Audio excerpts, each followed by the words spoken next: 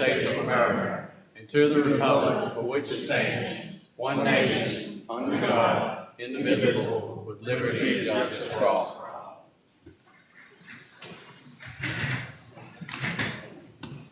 Mr. Administrator, you have something on the final plat?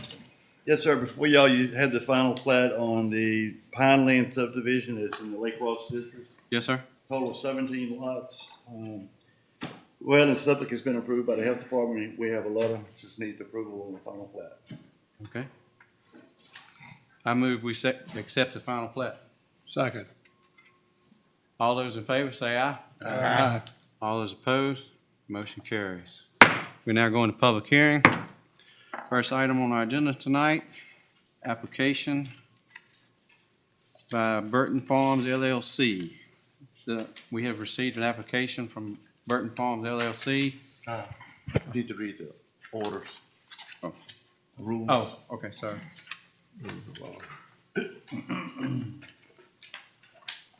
One more item before we get started. We have a couple rules we go by every meeting, not just this meeting, just letting you know.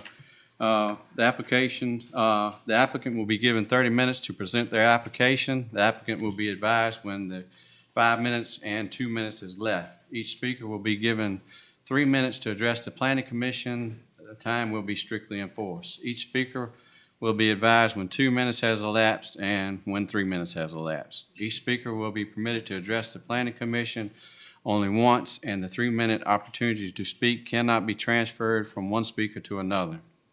Speakers should face the Planning Commission and address their comments to the Planning Commission and not to others who are present in the meeting. Speakers should not turn and face and address members of the audience.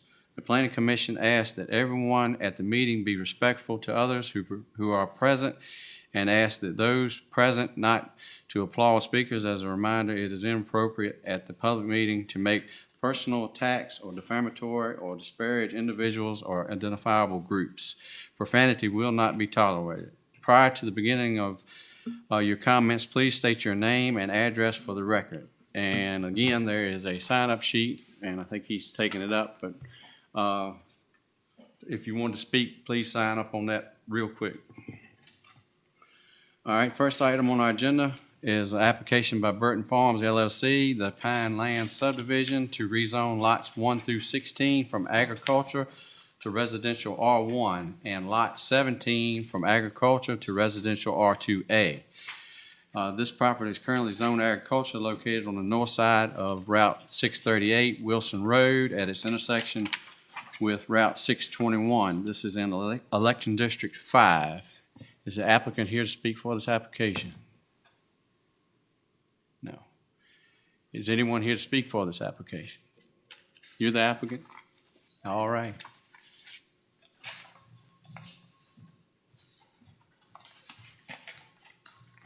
I don't have a lot to add. I'm Jamie Nash with Land Surveyor with Crutchfield and Associates, and we're just asking the normal routine that these lots be rezoned to make them more in line for single-family housing. And the one lot that we're asked to be rezoned differently, lot 17, is because of the acreage in that lot. The way that the lots fell out, that's a larger acreage area. It's got a pond. It's got already some land that would be good for pasture land, so it would be desirable for somebody if they wanted a horse or two to put there. The rest of the lots, of course, are strictly for single-family housing, but the way that lot fell out, we thought it was best to ask for zoning for that, give somebody that option. And all of these lots are located along the road, right? Correct? They are. Okay. Everything is road frontage. Okay. Either on Wilson Road or Country Club. Okay. But they're all road frontage, and all the lots are, the lots will fit in with what's already there with single-family housing that's already there on both sides of the road, so it'll be a good addition to that area. Any other questions? Thank you, sir. All right. Do we have anybody to speak against? Just that one email. Just the one email? Okay. All right, this is in District 5. Do I hear a motion on this application? Approve it. Motion to approve the application. All right, is there a second? Second? All those in favor say aye. Aye. All those opposed, motion carries. All right, next item on the agenda is the application. You gotta read the reasons to approve. Oh, did he wrote, you want to read those? I can, if you All want right. to. Go ahead, you read it.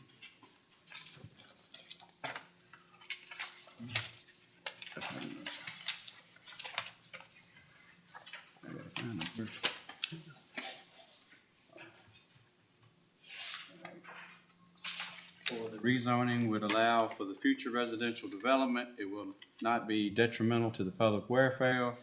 It will not affect adversely the health and safety of persons or the neighborhood for those proposed use. The county has approved this size subdivision in the past. All right, next application is from Molly Waller and Nicholas Rich, Lake Shore Wilderness Retreat for special exception permit, allow for lodging and animal exhibit retreat. This property is zoned agriculture, is located on the west side of Route 703 Sullivan Road, approximately 1 mile south of its intersection with Highway 58. This is in Election District 8. Is the applicant here to speak for this application? Please come forward.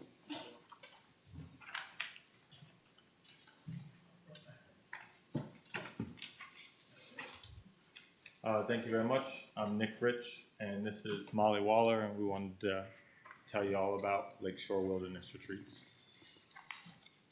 Imagine you've always wanted that family trip to the vast savannas of Africa, a honeymoon in the Amazon rainforest of South America, or even a weekend trip to the beautiful plains of Yellowstone National Park. But these trips are expensive and logistically can be very difficult.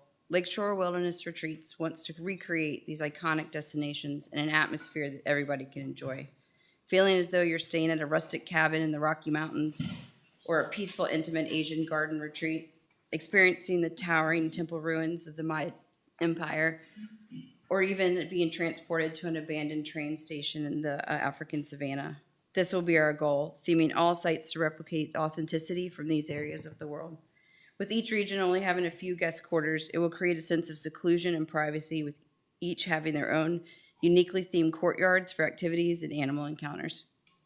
While in the varied rooms, you will be brought within inches of the land's fastest mammal, or the real king of the jungle, some wild and wacky monkeys, or North America's only big cat. And it's not just the big guys you will have you awestruck. Small mammals and birds from the same geological regions will be available for viewing and interacting. These connections will inspire all to revel in the beauty of nature and care about the creatures we share this world with. And after you experience it for yourself, come back to our education event space for the entire classroom. A birthday party, bring the whole family for a special occasion like a reunion or a wedding. This is truly a unique experience. Will be full of moments that spark curiosity, opportunities to educate, and memories that will last a lifetime.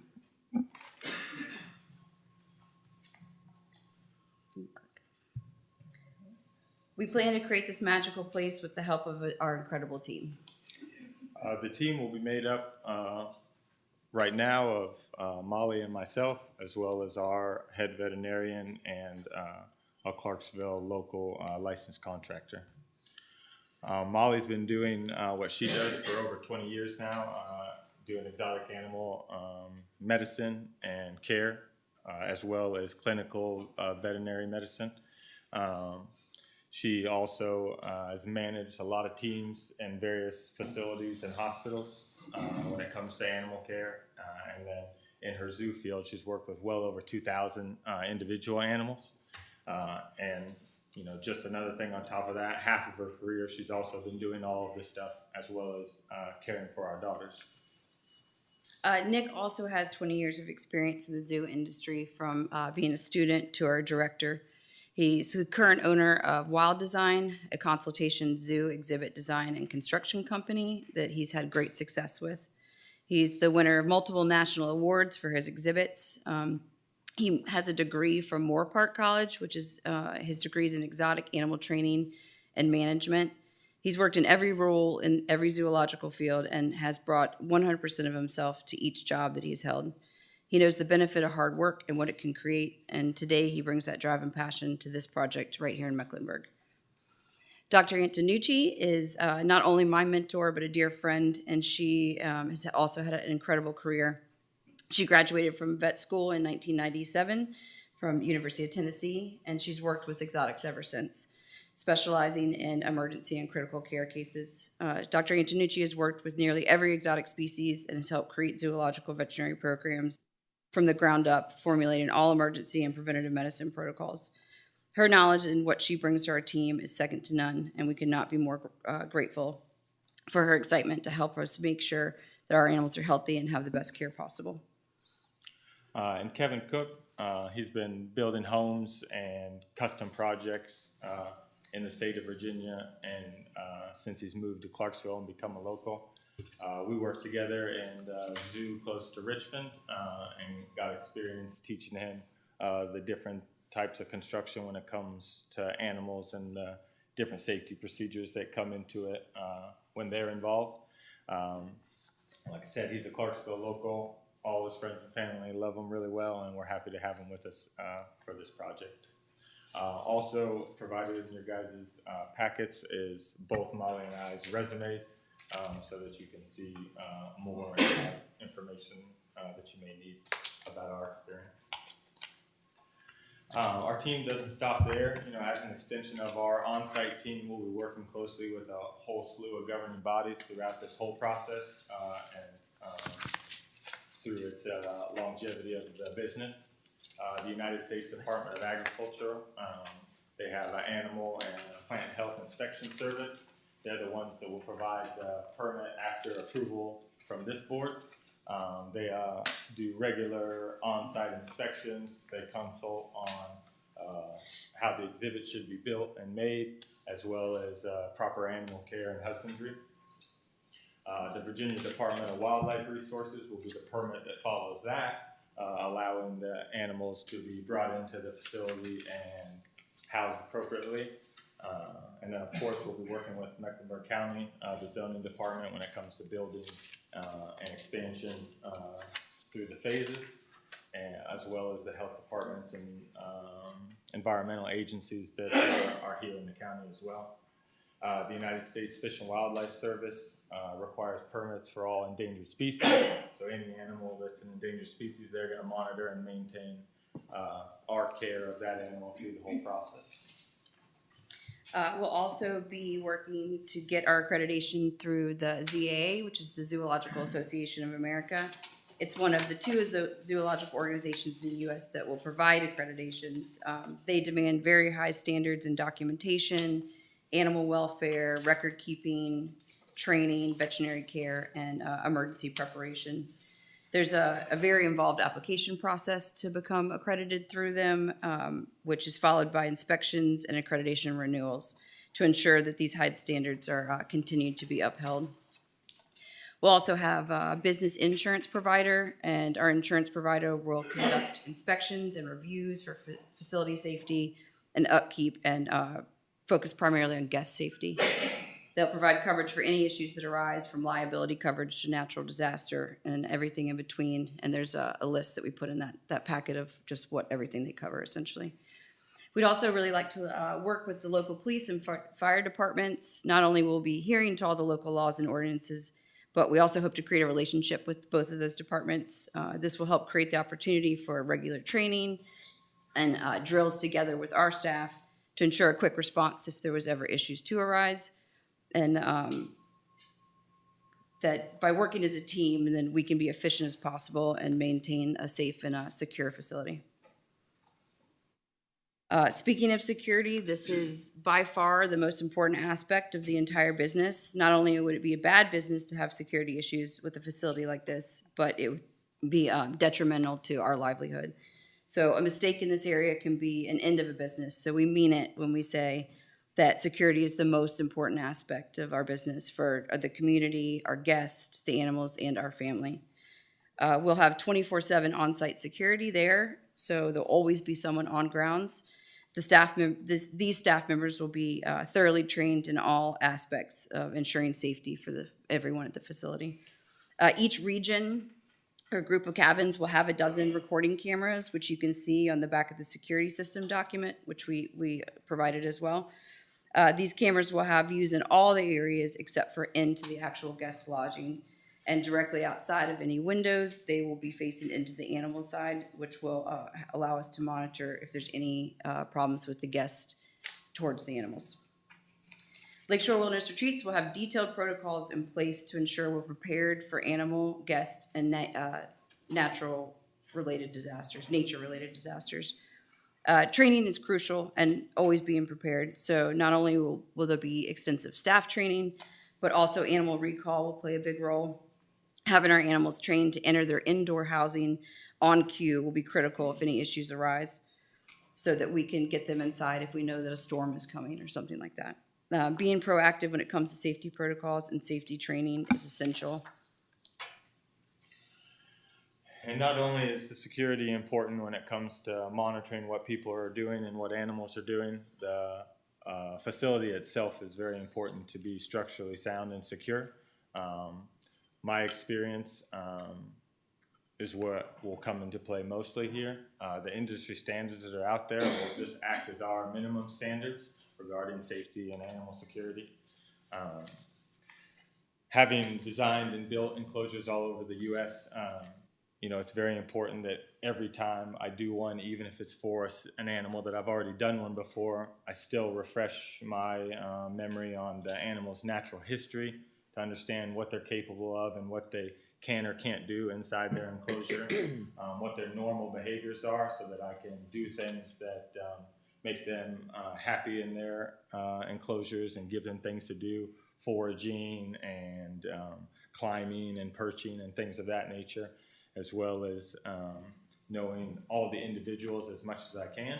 So say you have a wolf that acts one way and you assume that the next wolf will act exactly the same. It's almost never the case, like two twin children or something, So those things are really important, and that's what all comes into it, but also just the materials in general. There's industry standards that go across the board that keep all these animals in all the facilities all across the country on a daily basis.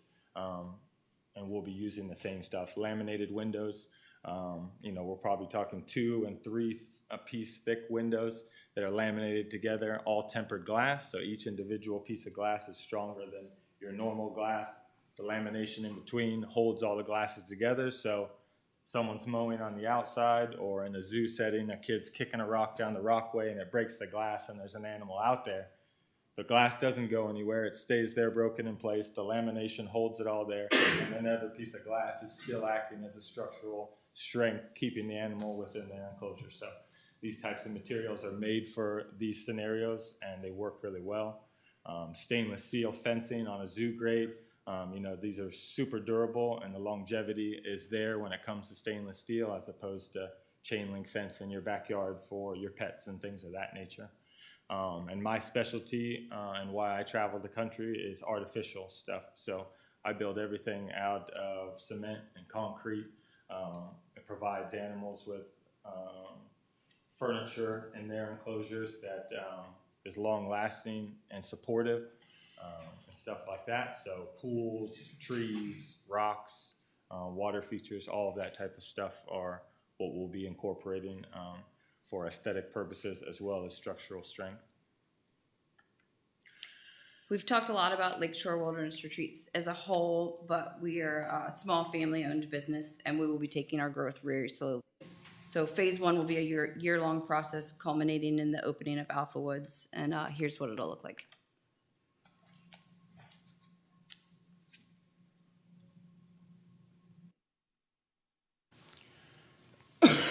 Excuse me. So Alpha Woods, like she said, this would be a North American encampment, providing that the landscape is nice and lush and green, removing as little tree and disturbing as small amount of land as possible to accommodate these spaces. 6 cabins, single studio type cabins with restrooms, will be in this area. And like you saw in some of the other pictures, there'll be 2 large enclosures on the outside of 3 enclosures on the left side and 3 cabins on one side and 3 on the other, all viewing into the same exhibit. This will be done in like I said, a very low disturbance so that the animals are extremely comfortable in a very natural setting. It's meant to be peaceful and quiet so that the animals are acting like you would normally see them in some of these wild destinations that they can be found. With this process, the construction obviously will go on with permitting through the zoning department. And then like we mentioned, the USDA will provide exhibitor's permit to open up and have people stay in the cabins overnight. The Department of Wildlife will provide that the animals that they cover have importation permits that we'll apply for and receive after the USDA permit. And then through that process, like mentioned already, we'll be filling out the ZAA accreditation application so that we can have an accredited facility at the opening of this initial phase. There is potential that there could be more built in with the amount and speed of success unknown. We don't know the timeframes to be more than just an estimate. But phase 2 would potentially be something that would start a year from now. And it'd be the exact same concept as the Alpha Woods, 6 cabins, this time in an African-themed atmosphere, with more like natural hut lodges. At this point, when speaking with the Department of Transportation, the commercial entrance would definitely be something needed at that point, without a doubt. And so we'd go with them with all of their regulations and get that squared away, have a new check-in building with offices and a upgraded security suite, the education center, which is very important to us, and the community to be able to bring school groups, scout groups, the birthday parties, things of that nature in to be able to see the animals, because unfortunately there's not much opportunity for that around here. And, I'm sorry, I forgot to mention, the Alpha Woods would potentially employ about a dozen people. And then at the opening of phase 2, that would nearly double to about 20 employees. And then phase 3, the longest and most drawn out and potentially not going to happen even, would be that the second 2. So we're asking for 24 full cabins for the permit, and then the second 12 would potentially come in the final phase, an Asian-inspired one with 6 peaceful lodges in the space, as well as some temple ruins of South America, 6 more of those as well. If the event space does turn out to be something that we wanted to do, this is the point when adjustments will be made and the education center would be expanded into use for event space. And at this point, with all of that going on, our staff would, quadruple from our beginning, with potentially 40 to 50 employees being taken care of annually. Thank you for hearing our plans and what we hope to create, and we really want to be part of this community and help bring tourism to the area and work with other small businesses in the area. We provided supplemental documentation with insurance coverage, our emergency protocols, security system plans, our previous experiences, and we also added some professional letters from zoos all over the country from their directors, just to tell you a little bit more about us. So thank you for taking the time. If you have any further questions, we put our information up there. Thank you, guys. Quick question. So Yeah. phase 1, you'll have 6 cabins, and phase 2, you will add 6 more. Yes. Okay, how many potential animals are you talking about in phase 1 and then again in phase 2? So they'll be roughly the same. We're talking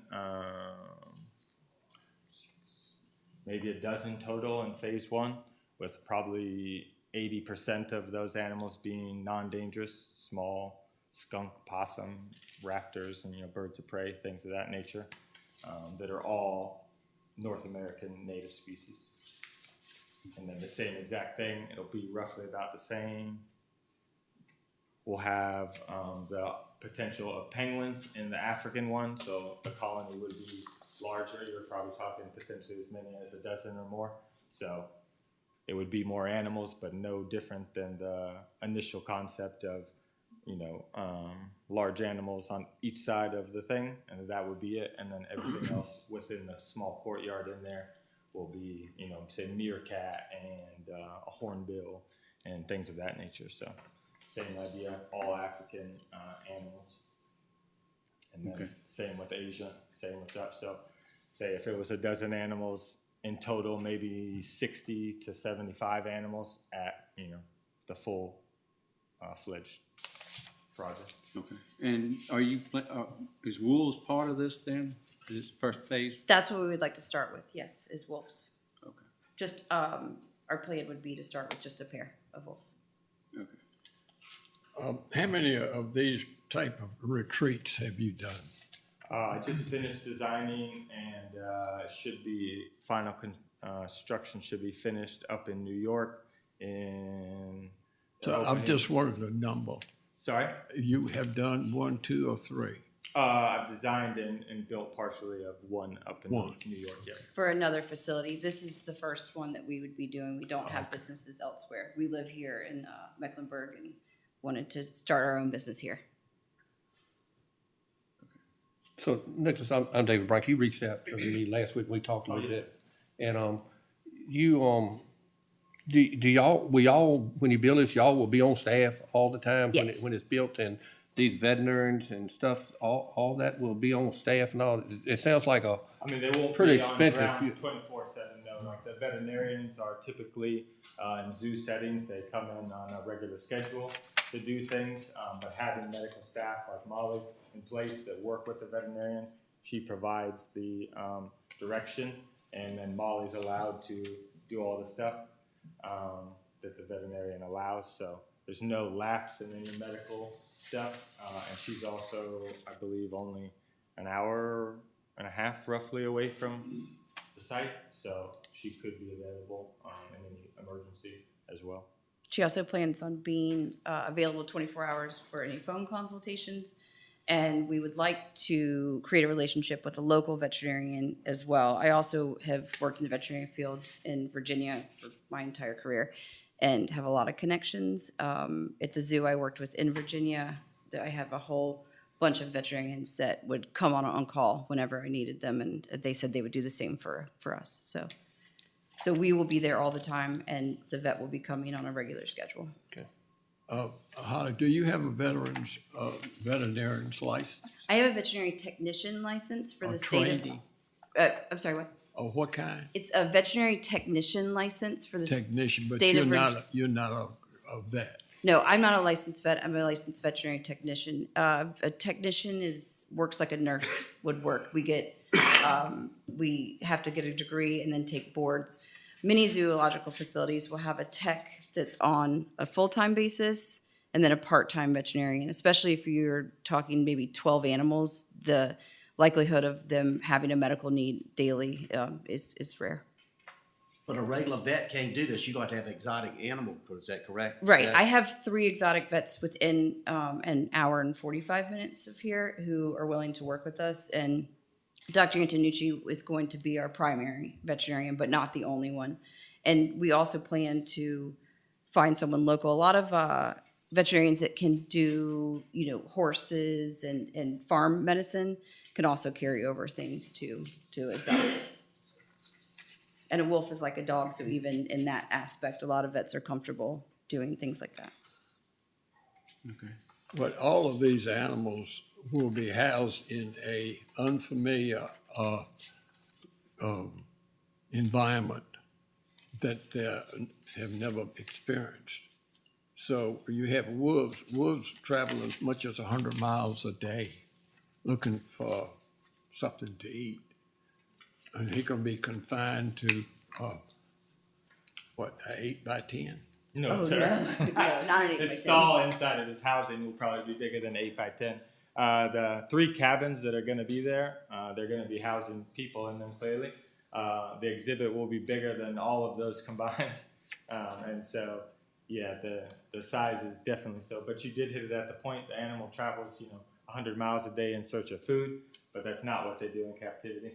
And Because these- they don't have to, the health care provided, the food provided. It's certainly a different lifestyle for captive animals than it is for their wild counterparts. That's definitely true. But as you've seen probably at several zoos in your ventures out there, that lots of animals act like your cats and dogs at home. They're comfortable, they are fed, so they play when they want to play, they nap and use the bathroom and things of that nature, but they don't necessarily always. I think behave probably in a the wild possum would counterpart. fall right in there. Sorry? I say a possum would be right at home. Exactly. Yes, the possum would be. But even the wolves that we would like to get and are captive bred, and they're already living in a zoological setting, so that's not going to be out of the norm for them. Question, also, your outside fencing, how is that gonna work as far as potential with other animals and things like that getting close? Yeah, so they require that you provide perimeter fence around the entire facility, as well as interior fencing that obviously contains the animals, and then public barriers on top of that. They keep people away from that. So there's a whole layered effect of fencing. So just as an example, the wolves would probably need a minimum of a 10-foot high fencing. The property would be regulated at a minimum of 8-foot high perimeter fence. A lot of facilities do hot wire or barbed wire fencing on the perimeter as well to alleviate ingress and egress of animals and people. So yeah, there's certainly lots of regulations when it comes to all the requirements for keeping things in as well as keeping things out. So have y'all talked to the local vets here since you've been trying to set all this up? Have you talked to any of the vets? I haven't talked to the local vet. Dr. Antonucci is close enough that she felt like she could get here. And like I said, I have other vets that could get here. I've been doing zoological veterinary medicine for a very long time. And I was the vet tech for the Metro Richmond Zoo for 10.5 years without having the vet there on a daily basis, and oversaw all the veterinary care for over 2,000 animals and feel very comfortable. I did all their emergency protocols, sedated animals on a daily basis, darted things. I'm very comfortable in that realm. So as far as on a daily basis, having a vet on call, I think is all that we'll need, and that's what most facilities do. But I do plan on, if this goes through, my next step would be to find a local vet and start having them come out and get used to everything. I have a question. How would you address noise from the animals that you are thinking that are not in the natural habitat Right. here, such as a wolf? Right, as a wolf.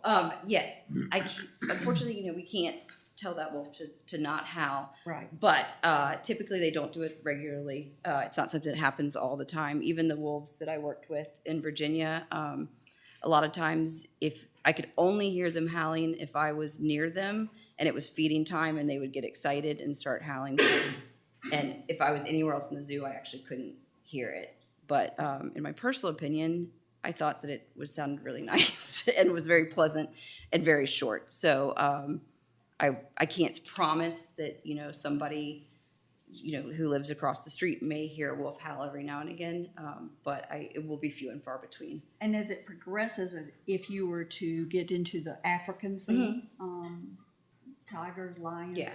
roaring at night. And the reason I ask is many years ago I lived across the road from a zoo Yeah. similar to this, not the same concept, but lions. Could you hear 'em? Oh, yes. Yeah, Lions. yeah. Lions keep Lions you are away. probably, honestly, one of the loudest animals that you can have. And the lions that I worked with over many years, I noticed they would howl in the mornings when they would get up. I don't know that you could hear them throughout the night.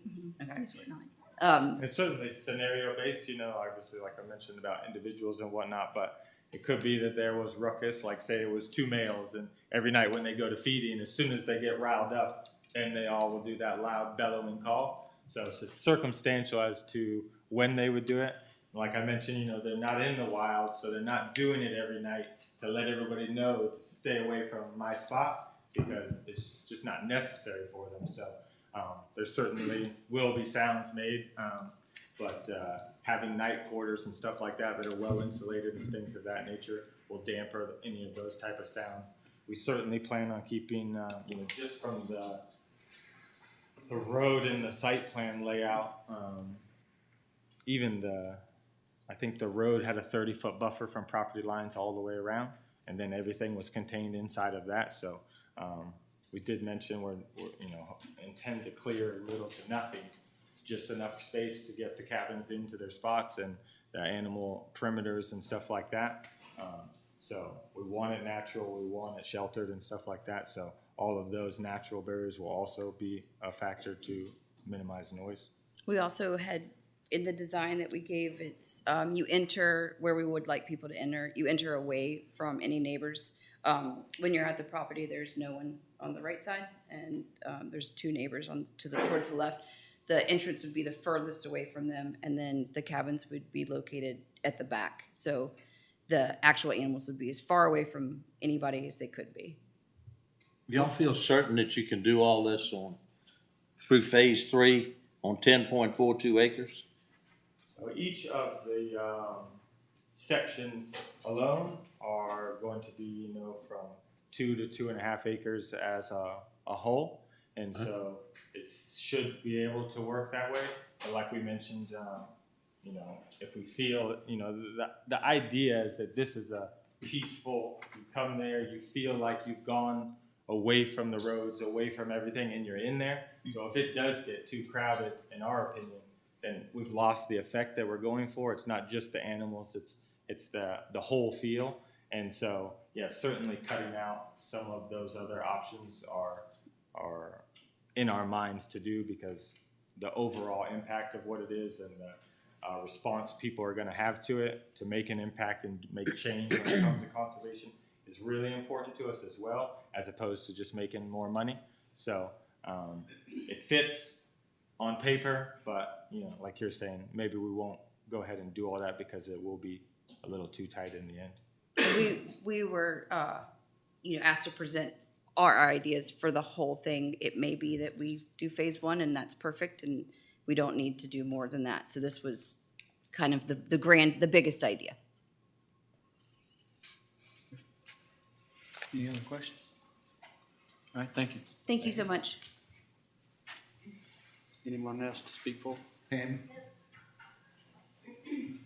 I'm Tammy Mulca, and I am the realtor for Nick and Molly.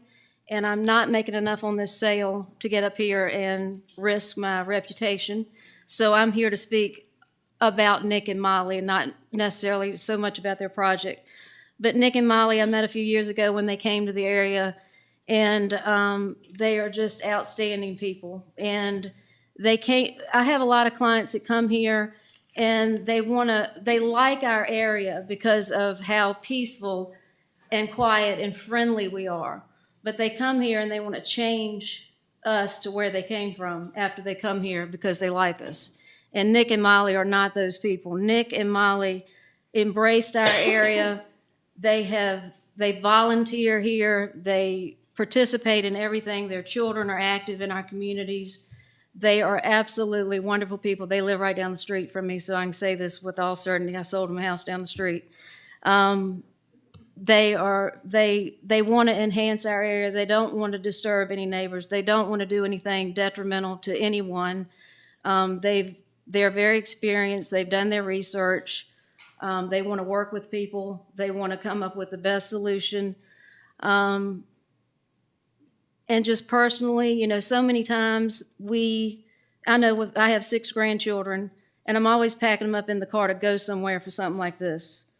I'm packing them up to go to Yogi Bear Park, for ride the golf carts and camp in the little cabins and do the things, or go to Richmond to the little zoo there. And, let's see what we can do to figure out a way that we can have people come here for their little experiences, and instead of always having to go somewhere else.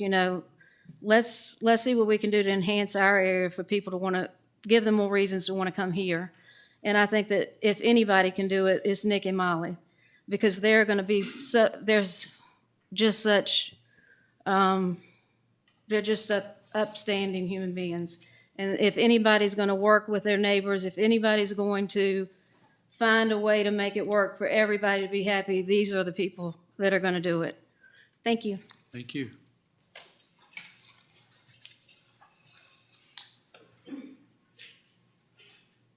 Anyone else to speak for? For, against. Okay, you can start with that then. Jerry Clemmer?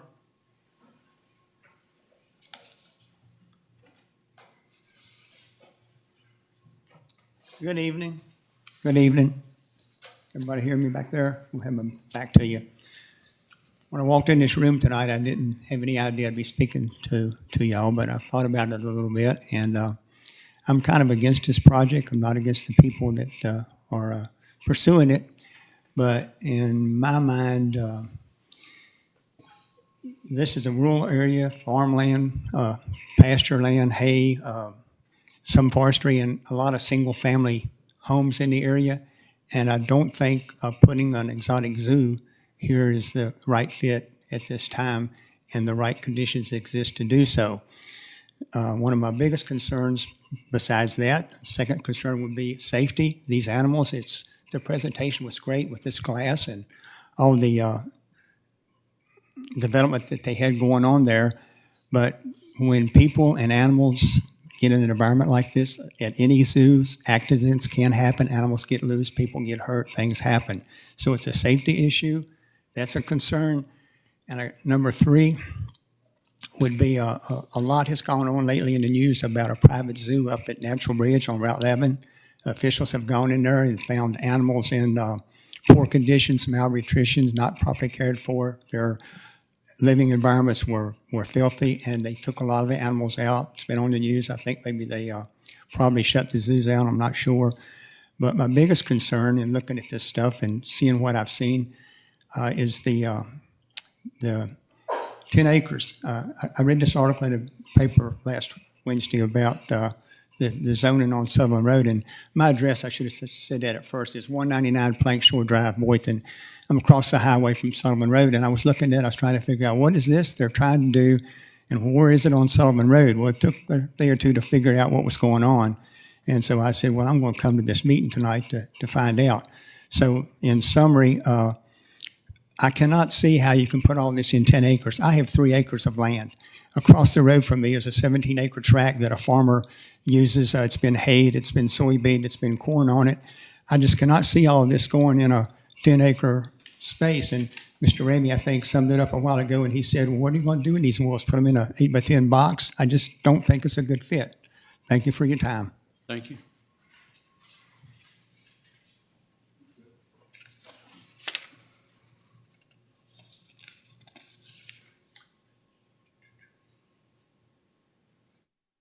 Bob's.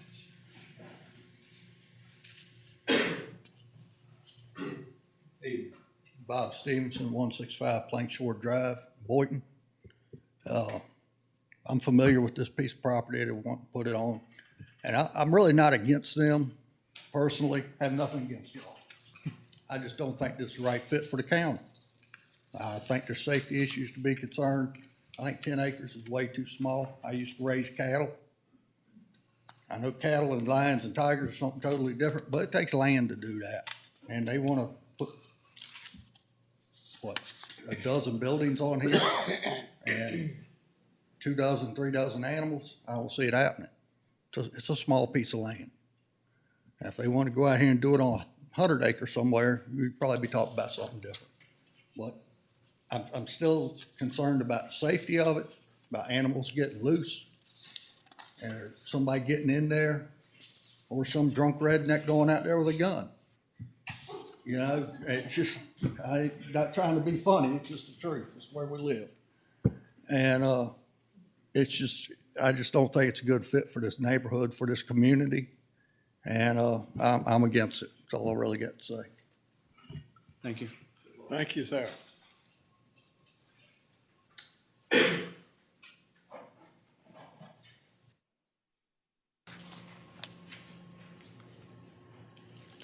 Madison Rogers.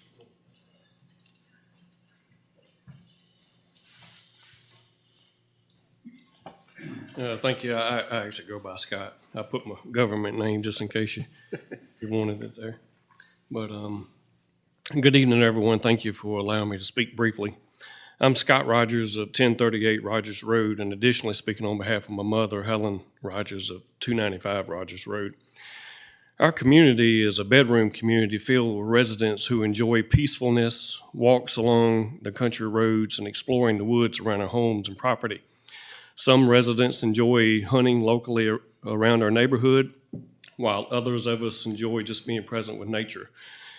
Regardless of which of these could best describe us individually, we're united and adamantly against allowing exotic, non-native species of dangerous animals to be introduced into this community.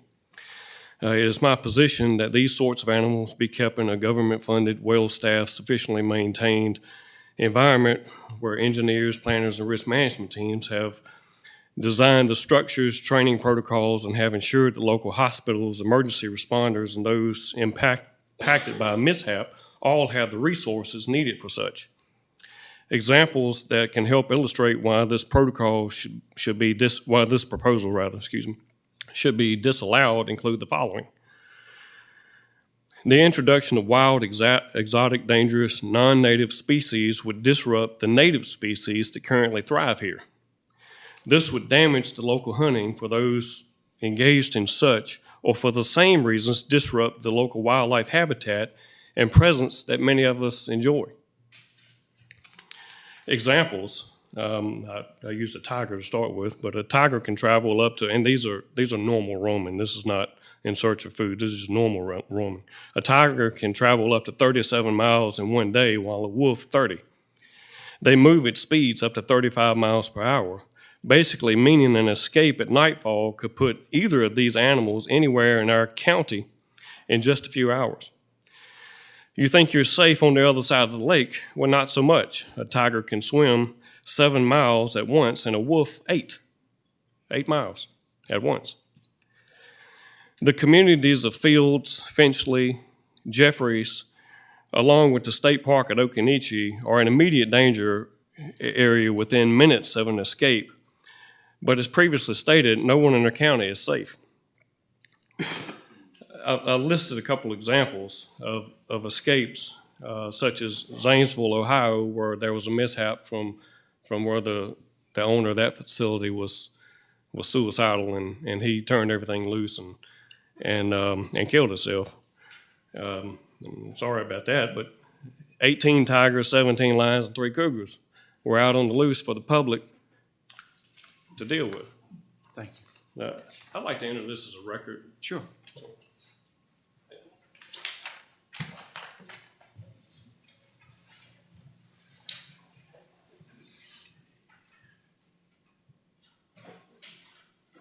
Marty Champion.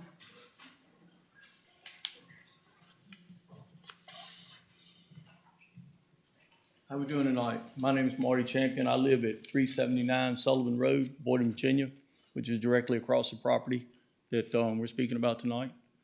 And before I begin, I'd like to take the opportunity to thank you guys for allowing me to speak here tonight. I also like to thank my neighbors for coming to this planning commission meeting. The ones who cannot make it for signing a petition has been circulating around not to allow the special exemption permit in our county. Finch is a community made up of good old hardworking folks. In a rural setting where you can sit on your porch at night, listen to the crickets chirp and the owls hoot. We bought here for peacefulness. We bought here for the safety and security that this area provides, where everyone knows everyone.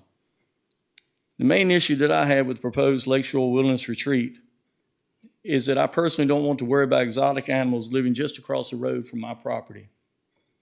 A couple of my neighbors own horses and are meticulous about keeping their fences up, but unfortunately, there are times when a tree falls and the fence gets torn down and animals get out.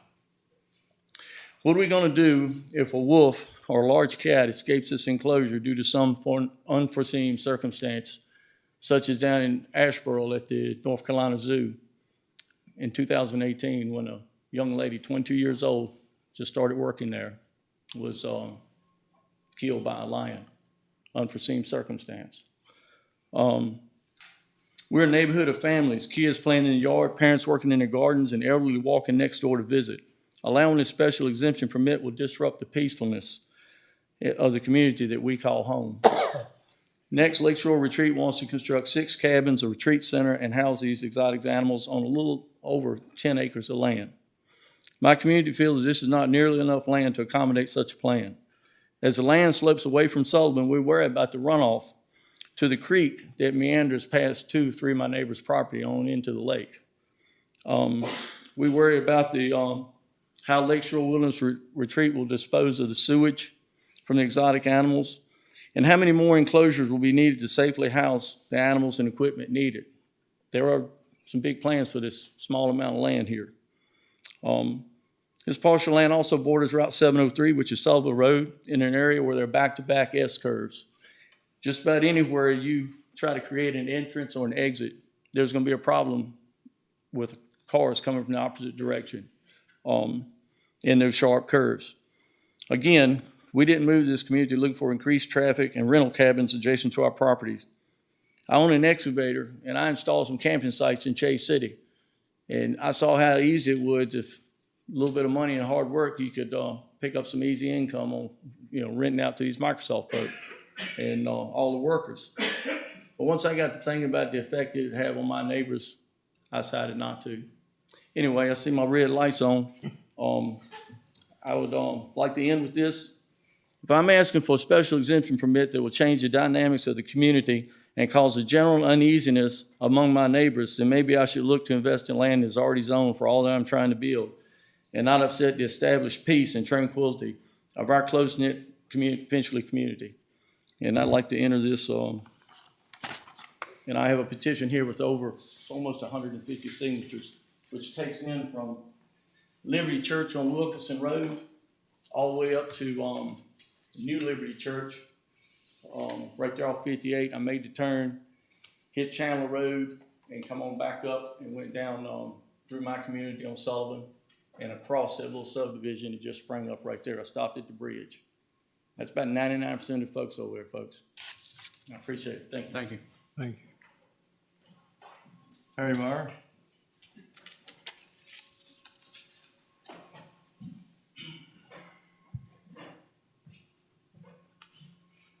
Harry Lee? You're not gonna speak? I'm sorry, I thought you said any more. No. Blair Dalton?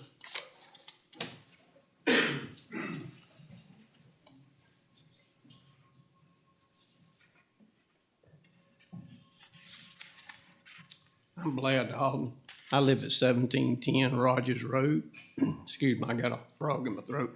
But you're talking about looking at wildlife, and they were mentioning possums and skunks and stuff like that.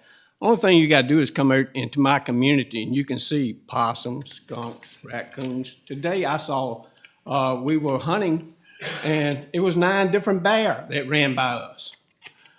I see deer every day. I'm an avid hunter, and I do live on Rogers Road. And 10 acres is not a fit for a zoo. I own a fox preserve. My fox preserve is 150 acres. And I have rules and regulations set forth by the Game Commission, and they're very strict. These people right here that are trying to get permits from the Game Commission and all that, they got a long road ahead of them, because I can tell them. I thank you for your time. Thank you.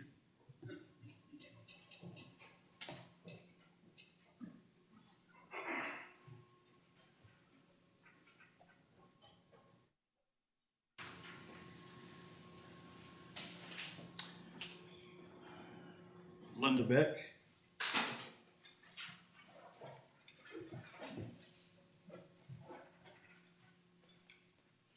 Hello, this is my first rodeo, so I would like to commend the building. I heard it was preserved, and it's a beautiful building. My name is Linda Beck. I'm with the Beck Family Farm. It's 120 Chandler Road. It butts up, not right on this property, but it's about a mile behind it.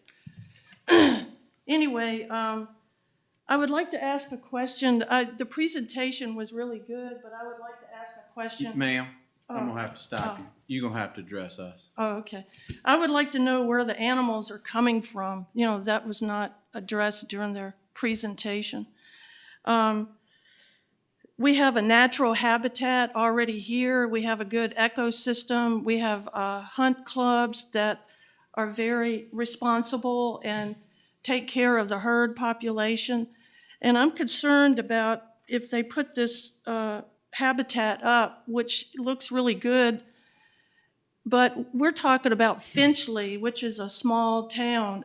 It's not hardly a town. They don't have a post office or anything like that. And the road going up Sullivan Road is not even, it's a secondary road. There's no lines on it, and it's very curvy and crooked. And this property sits right on a curve. And then there's a neighbor right on the property. And I was just wondering how many feet away from existing houses does this exhibit need to be? And I was also concerned about the excretion or waste. That I don't know if that was addressed, but there are, as Blair said, there are bears around, and we have dwarf apple trees in our backyard, and every Thursday we had one come climb in the tree and knock them off with his hind leg. So bears can climb, and I don't know what kind of enclosures they're putting up. They look like fences, but bears could be able to climb over those enclosures. I'd be concerned about. So I see my time is up. So we already have a lot of wildlife in the area, and coming out tonight, there were deer and everything, and I think that their idea is really good, but I just don't think here is the proper setting. And they said that where they come from, they would like to change us. Of course, I could be taking it out of context, but I think we're doing pretty good the way we are. Thank you. Thank you.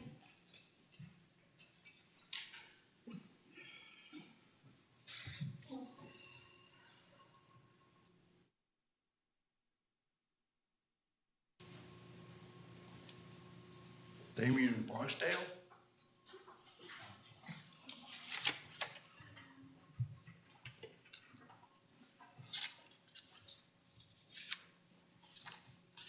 Good evening, everyone. My name is Diamond Barksdale from 378 Sullivan Road. This property is going to be right next to where we live. And I'm basically going to reiterate what everyone else has been saying. So good evening, everyone. I would like to first and foremost thank everyone for their time this evening as I express my concerns regarding the placement of the exotic wildlife animal retreat on Sullivan Road. When it was first proclaimed that there were talks of this retreat being placed next door to my parents and I had different questions as well as many different oppositions towards this project. Although it would offer more traction to the area, increased traffic within the area poses safety and security concerns for my family. I'm a mother of two children, an 18-month-old boy and a 4-year-old girl. And my parents regularly provide care for them during the week while I'm at work. The thought of dealing with excessive traffic on a country back road where traffic was once infrequent only poses the risk for more traffic incidences, especially in a location with various blind spots. To add, increased traffic allows for more private property exposure and could lead to interest in more heinous situations, such as the possibility of theft or burglary.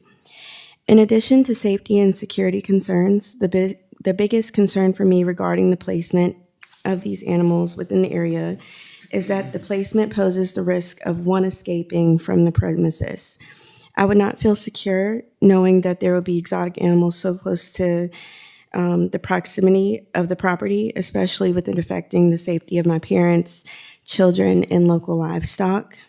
In the event one escaped, for example, there's no guarantee that we'd have necessary equipment to detain such animals. Also, I would not feel comfortable allowing my children to play outside. If this event were to happen and they had unknowingly escaped and attacked a person or another animal, the nearest care facilities are 30 minutes away. and it takes just about as long for emergency services to arrive to that area. In summary, as a citizen of Mecklenburg County, I do not feel like there is a need for an attraction in such an area as this. And thank you again for the opportunity to express my concerns towards this endeavor, and I hope that the necessary actions will be considered. I have a quick question. How close is your house to the property line? It's right next to it. The only thing that's separating is like a line of trees. Okay. Thank you.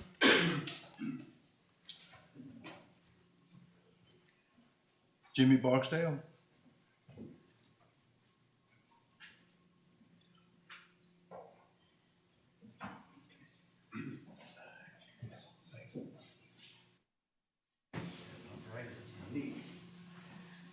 Just as my daughter mentioned, we're going to be in adjacence to the property that they're making this proposal on. And they got a good proposal, but it's the wrong place.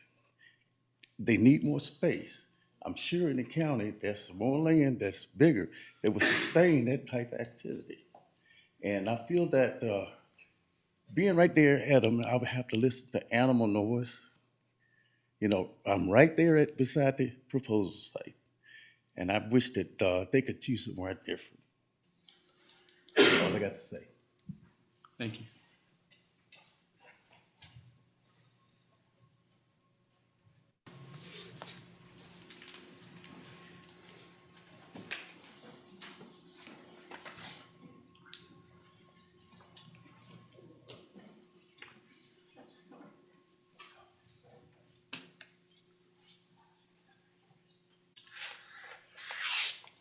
Michael Farrar.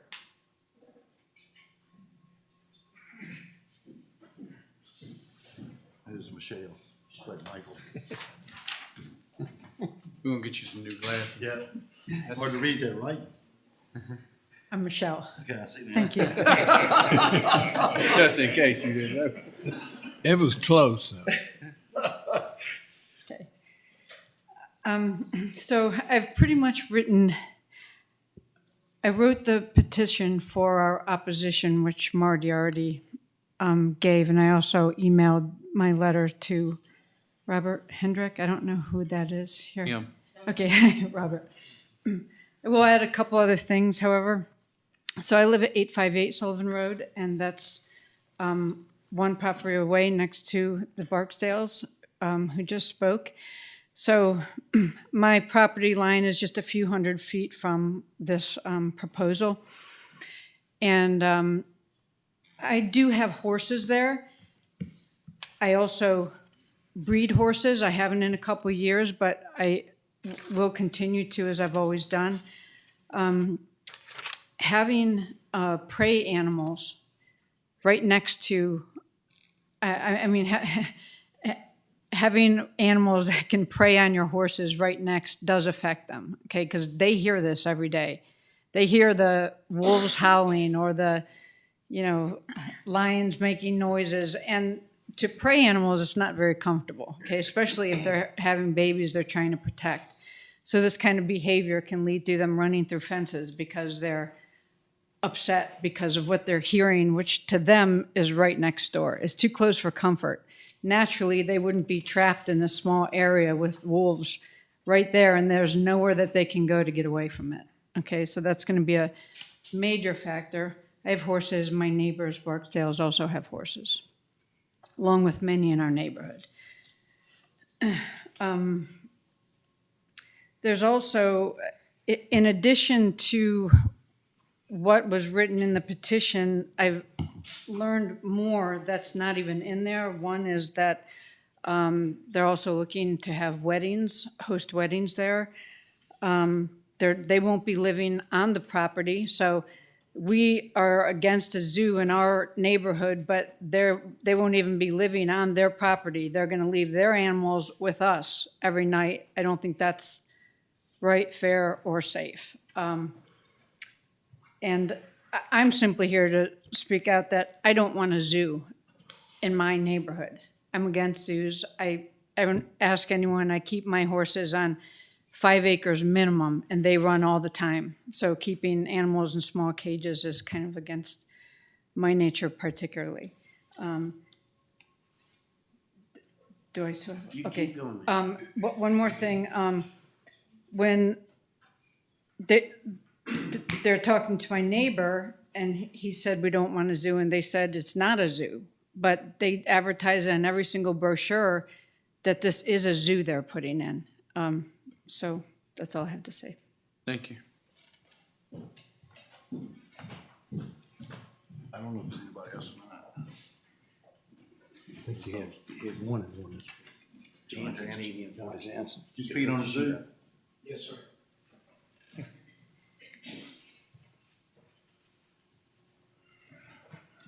Mr. Chairman, members of the board, name's John Jansen from South Hill. Wanted to bring a couple things to the attention of the board. Virginia Code classifies wolves as predatory and undesirable. It's not to say you can't get a permit to bring one into the state or to keep them, but they're classified as predatory and undesirable because they are, how do they word it, detrimental to the native fish and wildlife resources of Virginia. I would say in this situation, there's a possible issue where they're detrimental to the human residents of the south side of the county. The presentation earlier showed pictures of Yellowstone, Plains of Africa. Yellowstone's 2.2 million acres. Plains of Africa, 500,000 square miles. Closer to home, we've got a Florida Panther Preserve, 26,400 acres. That's for a species that's native to the area. That's their native, the native center of their habitat. Here, we're talking about introducing dangerous non-native species to a foreign area. That was brought up earlier, but I'd like to reemphasize that point. Gray wolves, as mentioned earlier, travel 20 or 30 miles a day if they get out. They can cover up to 100 miles a day when food is scarce. They kill by biting the throat. They sever the nerves in the carotid artery. Their prey dies very quickly. Although closely related to domestic animals or domestic dogs, they don't easily live alongside humans, and a person is much more likely to be mauled by a wolf than by a dog. So even though this board may have the authority to grant an exception to allow these exotic and dangerous animals in the county, the reality is we shouldn't be sitting here talking about the type of bulletproof glass and the number of different fences on a 10-acre facility. We just don't need to go there. It's akin to other strict liability or highly dangerous activities. For example, we could be here with a bunch of professionals that want to store explosives on this property. They might know everything in the world about explosives. They might be able to do a wonderful job. You might be able to rezone or special exempt an agricultural parcel to do that. But the reality is it doesn't fit the community. And I thank you for your time. Thank you.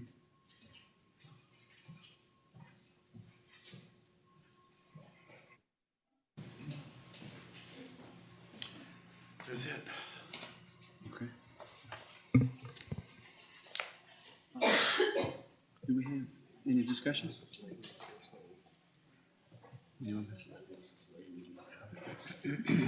Any discussion?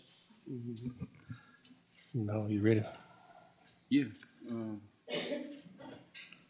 Well, Mr. Chairman, first of all, I would like to just address Molly and Nick. I think your presentation was good. I think it's a great idea. I like the idea of what you're trying to do and all, and I appreciate you coming to the county to try to do that. And all. I'm kind of, like I say, I'm a little concerned though about it being on this particular 10 acres of land. I mean, I think it may be a better place if it was over 150 acres of land, kind of excluded where neighborhoods thing at. And one of the things when we talked, you asked me what may be some of the concerns. I told you I was getting a bunch of phone calls, and it was safety, about if the animals escaped or something like that. And I think the word you used was they rarely do that. Well, I think when you say rarely, you left a little wiggle worm, and, you know, they could get out. And then I look over here with the flyer here too, you know, and it says appropriate firearms and ammunition housed on site to be used for emergency and life-threatening situations. You know, probably 70% of what was brought up tonight probably would never happen. But it's a fear factor. And I think living in a residential area, you know, we neighbors, we kind of look over each other and stuff like that. And I think that's probably the biggest thing. None of this may happen, but we don't want to have that fear that it may happen and stuff like that, you know. Yeah, and but yeah, but yeah, you know, but you know, we go through this process. I mean, when you put in the application, the next thing is to have a public hearing, and that's what we have tonight. And it's, my situation is a little different here on this planning commission because I am the sole board of supervisors member that's on the thing here. Well, this District 8 happens to be all them people back there that I represent. And I just got elected for another term by those people there. I think most of them voted for me. I want nobody else to vote for.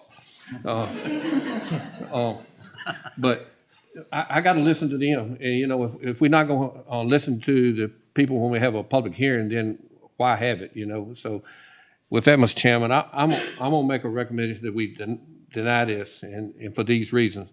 This will increase more traffic on Secondary Road. There are several resident homes in this area. And while this type of animal that would be housed on this property, it could affect the safety of this neighborhood. Is there a second? I'll second. Robert, would you do a roll call, please, sir?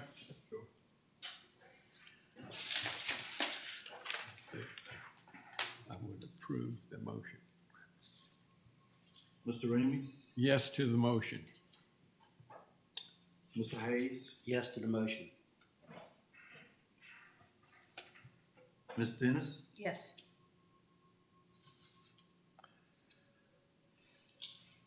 Mr. Watson? Yes to the motion. Mr. Crump?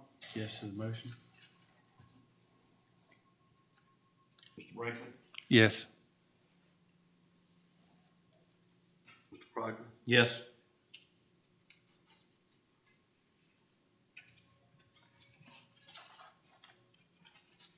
Mr. Warren? Yes. Motion carries. Motion carries. All right, next item on our agenda tonight. If y'all would like me to give you just a few minutes, if y'all don't have to stay for the rest of the meeting unless you want to. If some of y'all would like to leave, I'll give you time to do so. Yep.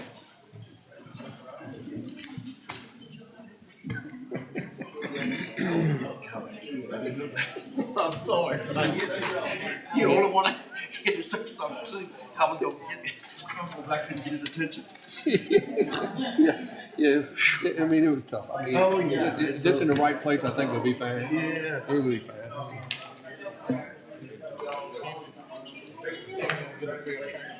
You got a bigger, you see, I'm on land.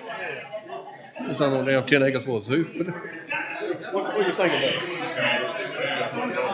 Put that thing back over on, put that on the backside of Mr. Crump's farm or something like that. Ain't nobody live over there. They gonna crap me, I tell you that. He might become a coyote instead of a wolf. I mean, it didn't mean get up and socialize. It didn't mean get up and socialize. If I could please ask everyone to leave if you're gonna leave.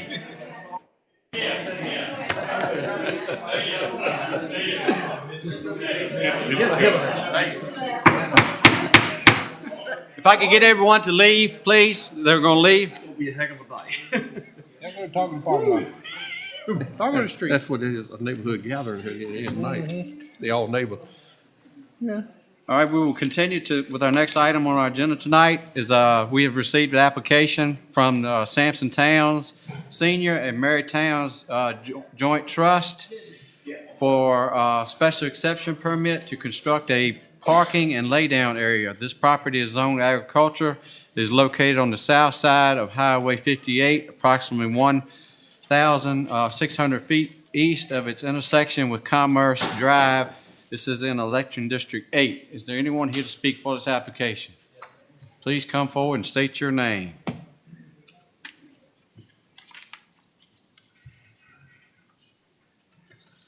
Good evening. My name's Jimmy Epps. I'm president of B&B Consultants, local engineering firm. We partner with Navix, the applicant here. Navix is an engineering firm out of Bellevue, Washington. We've been working with Navix for about 13 years now on data center development in our area. Very fortunate to be a part of that. So the purpose of this special exception request is to allow this agricultural property to be used on a temporary basis for parking and possibly lay down to facilitate the construction of the data center that's going in at the end of Commerce Drive there. Right beside Okanichi? That's right. Okay. And so we've worked on that site.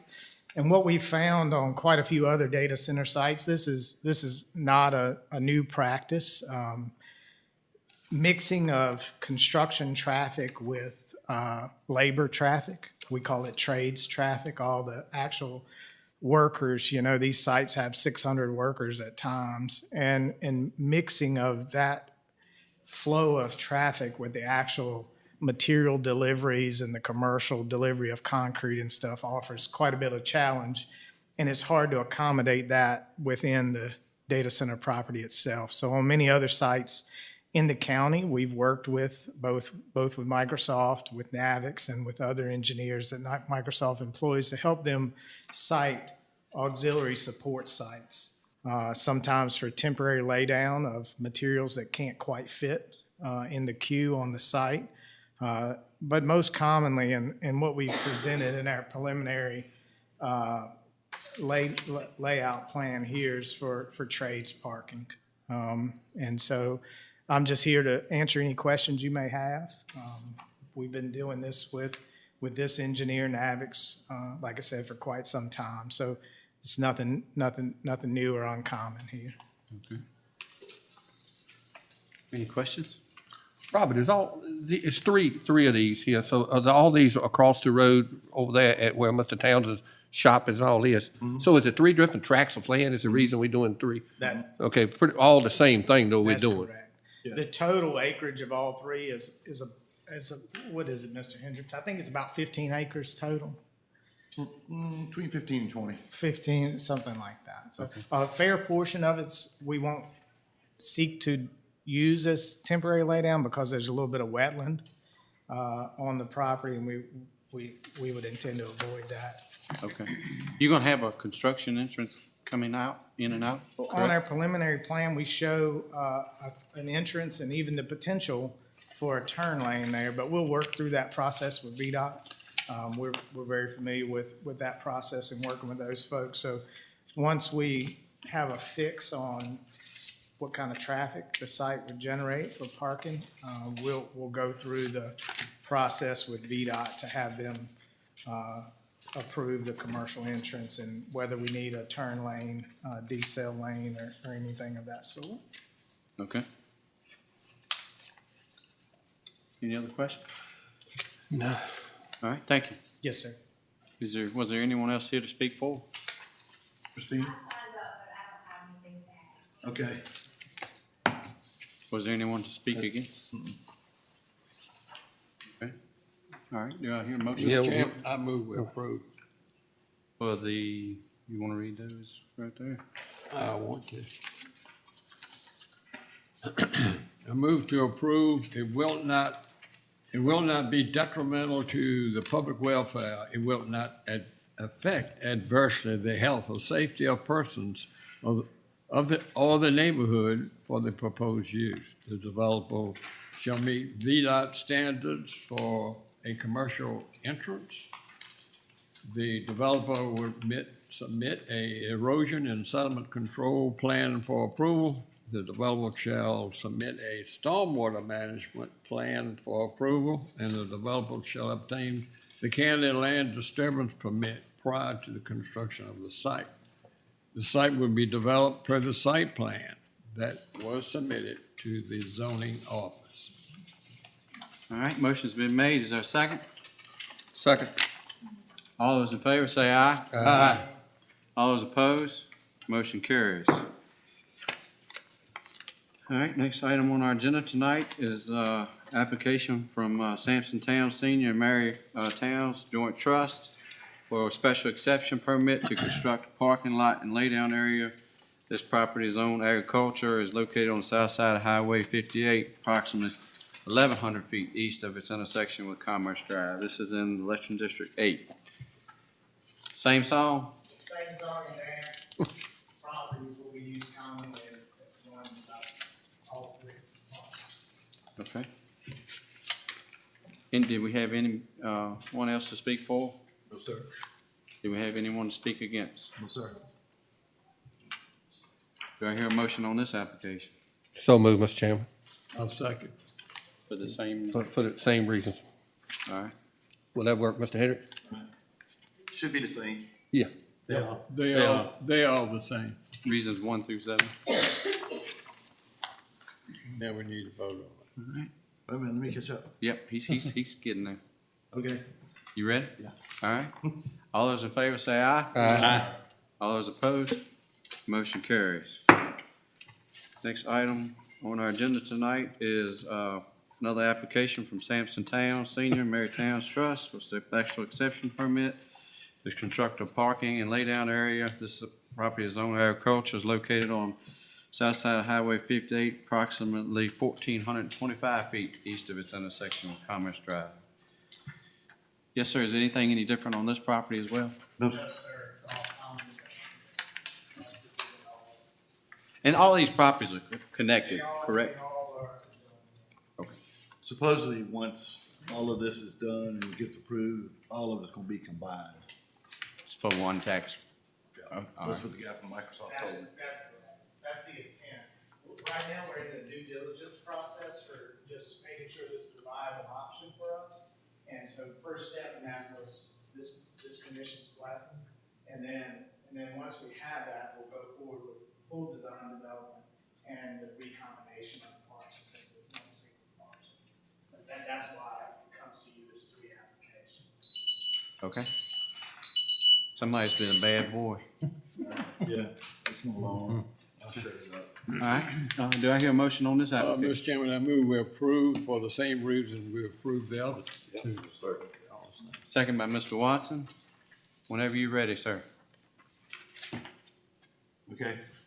All those in favor say aye. Aye. All those opposed, motion carries. All right, next item on our agenda tonight is we have received an application from Bullitt Corporation, Lena Behavioral LLC for a special exception permit to allow for a low-intensity residential treatment facility. This property is zoned residential R2, is located on the west side of Highway 1 at its intersection with Big Fork Road, Election District 1. Yes, sir. You the applicant? I am. All right, come forward, state your name, sir. Alex Boyar. Mr. Commissioner, members, thank you for the opportunity. I propose to take the Mecklenburg House, which is a former assisted living facility, and convert it into a very low-intensity drug treatment facility. It'll be licensed through the Commonwealth of Virginia. And in addition to that, we get accreditation from a national organization called CARF, which works with hospitals, behavioral health, and other kinds of facilities throughout the country. So it goes through a number of different levels of approval before we can even get started. The majority of the residents that, I forgot I can't read with my glasses on, the majority of the residents that would go to this facility become addicted to prescription drugs after surgery, after an injury. This is an epidemic around the country. And these are people that have had jobs, good families, careers, that just lost just about everything because of this addiction. One of the missing pieces for recovery is what I propose to do, which is very low intensity. Typically what happens is somebody has to go into a detoxification center. That's the highest level of care, a lot of medical care, a lot of staff, significant amount of counseling. 2 levels, there are 2 different levels below that that also require significant amount of counseling, still some medical. what some people say is the missing link is after they go through this level of care for many, many months, and in most cases when they get discharged, they feel like they're strong and they're ready to go back to their lives again. What I propose to do in this, what they call a 3.1 level of care, is to provide even more counseling. It's still a little bit lower. I work with them more on building life skills back up again to where they were prior to their addiction. And I work with counselors that work with these folks every day, but it's only for an hour a day. I would also give them opportunities to have more counseling on site as well. But it's just to make them even stronger so that when they do go back to their homes, which might be in this community, they are stronger and better able to handle the challenges. And when somebody has an addiction, it's an addiction for life. And I'm friends with people that actually run a bunch of facilities, and it's still a struggle for them to do this. They're in lots of meetings, and it's a lifelong challenge. So I'm trying to, at the tail end of what they think their recovery is, to extend it a little bit and strengthen them. About me, I wear a few different hats. I'm a real estate developer. I grew up in Harrisonburg, Virginia, went to JMU, moved up to the Northern Virginia area, started real estate development. I've done real estate development from Baltimore to building tracts of townhouses in Fredericksburg, Virginia. I'm still doing that. I've got an assisted living facility in Lynchburg, Virginia under contract, which I hope to close on sometime next fall. It's a long process for that. Probably about 6 years ago, I changed the business motivation to, it's a Hebrew phrase called tikkun olam, which means to repair the earth, to repair the world, and the people that are on it. So I started building energy efficient homes and buildings. 2 years ago, I built one of the first net zero condominium buildings in Washington, D.C. So as an example, one of my units it generates more electricity than it actually uses. So it's better for the health of the planet. And then I've spun that into with the assisted living facility in Lynchburg that I'm buying to make the last few years of an elderly person's life as good as it can be, with dignity, activities, keeping them engaged instead of just warehousing them. My mom went through this before she passed away for a couple of years, and I wanted to do something very different. And then the same with drug and alcohol rehab facilities. If I can help to turn somebody's life around, that will impact generations of their family going forward. All these things have a real estate component in it, so it melds well. That's my project, and that's a little bit about me, and sorry if I went on a little bit too long. Any questions? Yeah. Are you a licensed person to do that, or? No, but I have a team that I'll bring in that do that, yes. Okay, so you're gonna have someone come in and do that? Absolutely. Okay. Now, what type of training? Are these doctors? No, at this low level of care, they're social workers, counselors. So that's the nice thing about that. We're just Does a retraining. social worker know how to treat alcoholic? The ones that I would hire would, yeah. Oh. I wouldn't hire just anyone that has a degree. I would hire somebody that has an expertise in behavioral So health. they would come in and stay a length of time? The resident or the counselor? No, the patient. Yes. They would stay in 30 to 60 plus days until they felt really comfortable. And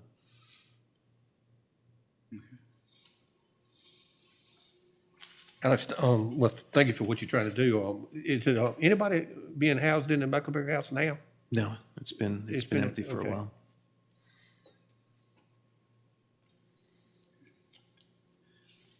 And, Well, it probably is needed, but we want it run like it should be run.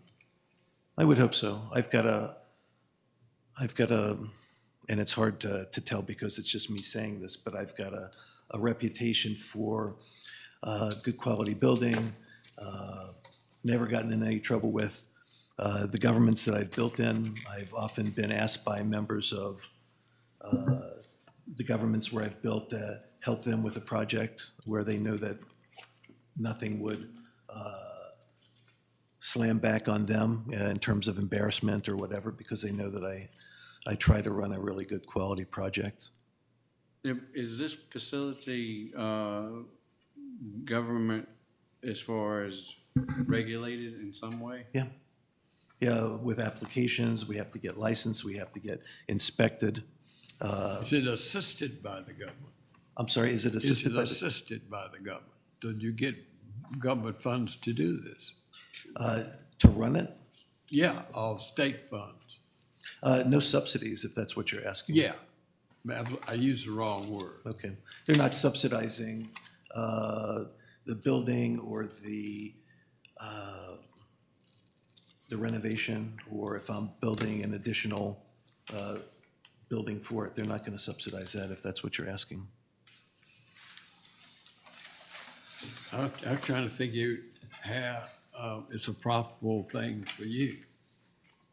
I was a CPA when I left James. Yeah, I know what you were. Yeah. I'm trying to find out about the office itself.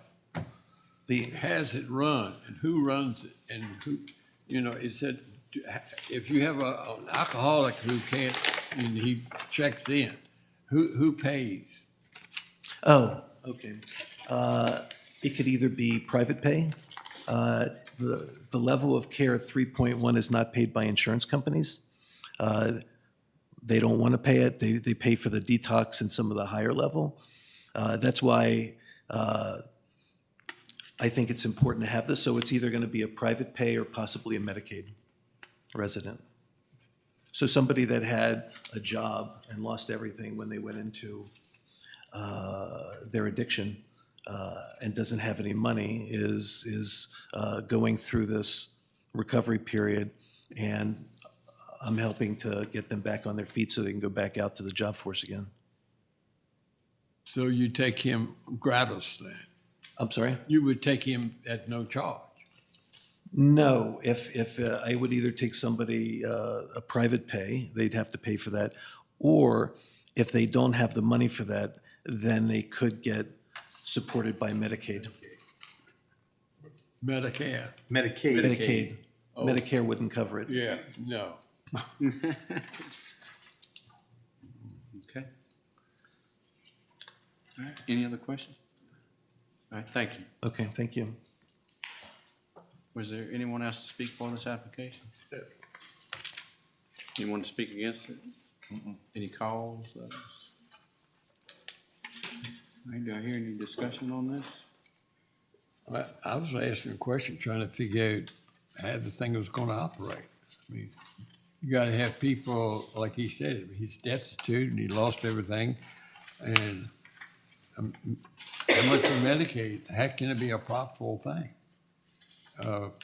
If he can't run a business, if he can't operate normally like a person. I'm sort of in the dark as to how it's going to work. I can address your concern about All right. how can I run something profitably. One, my wife wouldn't let me do that otherwise. So, so that's number one. Number two is just at the Medicaid rate itself, based on that number alone, it would be a very strong cash flowing business. Part of my model is to do some things that are done by not-for-profits. And if I can do it where it's sustainable and I don't have to go back asking for donations if I set it up as a 501c3, as an example. If I can do it as a for-profit business, that means I have a lot more control over everything that I'm doing. I don't have to have my hand out asking for money every year. And that's why I've gone through the numbers many times. I've been through multiple facilities. I've had them open up the books, and they've been kind enough to do that. I've gone through many spreadsheets that I've created that I've seen others go over with me as well. And the good thing about this level of care is you don't have to worry about doctors and nurses and handing out medications and all those other sorts of things. So my level of care is the counselors, and I'll have people coming in and help clean and keep everything nice and tidy and attractive on the outside as well. But the actual on-site staff is not at the medical level, so it saves a So significant where amount. do you get these people who are trained to treat these people? Where do you get them from? There are some counselors that I know that would move down here or move down here for 6 months, 9 months to work. I would advertise, I'd have people come in from different parts of the state. Okay. Just like traveling nurses, right? Pretty Be much, traveling yeah. counselors. And just to let you know, when you do the traveling nurses, you have to pay a premium for that. Right. And my numbers would reflect that as well. Okay. Stanley, I'm sure there's a big demand for this. There's a waiting list in some places, 2+ years. And they're shipping them from North Arlington, Virginia, all the way down to Southwest Virginia, right on the West Virginia-Tennessee line. It's awful. It would be nice if I worked myself out of the business if it was taken care of in a couple of years, if they come up with something. But I think they need one in California. If you look on TV and you run down the street, everybody's living on the street and shooting drugs and camping on the street. you know, they're doing that up in DC too, unfortunately. Maybe he'll keep it from happening here. Yeah. And I'm not going to do this in DC. But the other neat thing that I'd like to try and do, and this is outside of my program, and there is enough money in what I would make to try and pay for, not ask the residents, but if there's, and I've spoken to some folks in the past, it's been a few months, but if there's some job training programs down here as well, and I could pay for them to go and learn some skills, whether it's working in restaurants, whether it's working in machine shops, or something like that. Again, that's not a program that people will come and pay for specifically, but it's something that I would hope to add to what I offer as well. Anyway, thank you very much. Thank you. Any other discussion? This is in District 1. Do I hear a motion on this application? I move we approve the application for the following reasons. It will not be detrimental to the public welfare. It will not affect adversely the health or safety of persons or the neighborhood of the proposed use. These services would provide benefits to the community and surrounding counties. The facility shall comply with state regulations about this type of facility. All right, motion's been made. Is there a second? Second. Second. All those in favor say aye. Aye. All those opposed? Motion carries. Can I make one more statement? Certainly. I promise not to bring any lions and tigers. There you go. You got 26 acres, you could probably put one. Yeah. All right, we will now go into closed public hearing. Approval of the minutes for October the 26th. All right, Mr. Chairman, I make a motion we approve the October 26, 2023 minutes. They have been corrected, and I move we approve. All right, motion's been made, approved. Is there a second? Second? All those in favor say aye. Aye. All those opposed? Motion carries. Whenever you're ready, sir.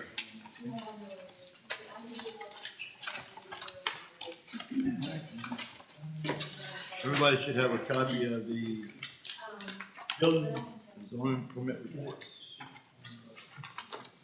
November? Yes, sir.